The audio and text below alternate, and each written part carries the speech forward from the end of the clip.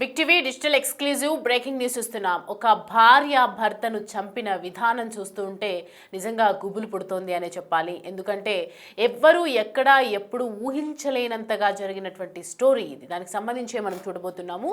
ఇది ఒక సైకో భార్య స్టోరీ అనే చెప్పాలి.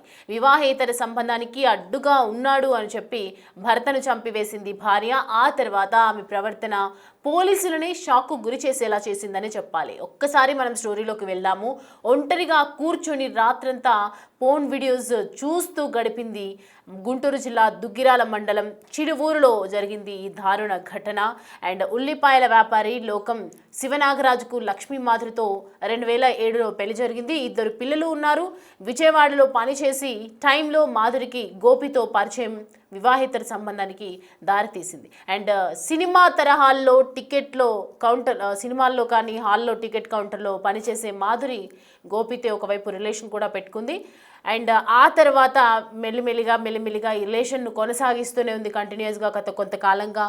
ఆ తర్వాత అదే టైంలో గోపి హైదరాబాద్ ట్రావెల్స్ నిర్వహించడంతో అందులో విధులు నిర్వహిస్తుండటంతో తన భర్తను కూడా అక్కడికి పంపించింది. అక్కడ ఉద్యోగం చేయలేక నాగరాజు తిరిగి సొంతూరుకు వచ్చేశాడు. దీంతో భార్య భర్తల మధ్య విభేదాలు మొదలయ్యాయి.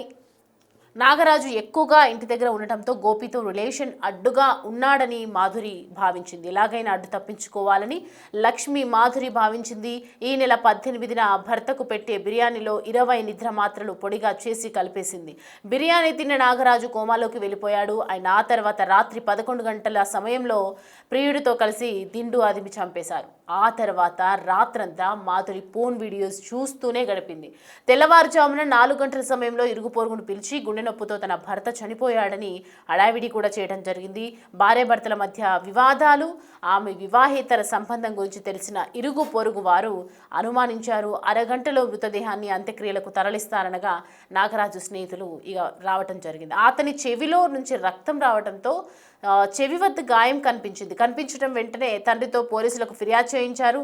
ఎస్ఐ వెంకటరవి కేసు నమోదు చేసి మృతదేహాన్ని ఇటు పోస్టుమార్టంకు పంపించిన తర్వాత ఆ నివేదికలో మృతుని ఛాతీ వద్ద ఎముకలు విరిగి ఉండటం, గాలి ఆడకుండా చేయడంతో చనిపోయాడు అని చెప్పి తేలడంతో పోలీసులు మాధురిని విచారించగా అసలు విషయాలన్నీ కూడా బయటకు రావడం జరిగింది. అంటే ఒక అక్రమ సంబంధం, అసలు ఫోన్ వీడియోస్ ఎందుకు చూస్తూ కూర్చుంది అనేది కూడా ఒకవైపు సస్పెన్షన్గా మారిందని చెప్పాలి.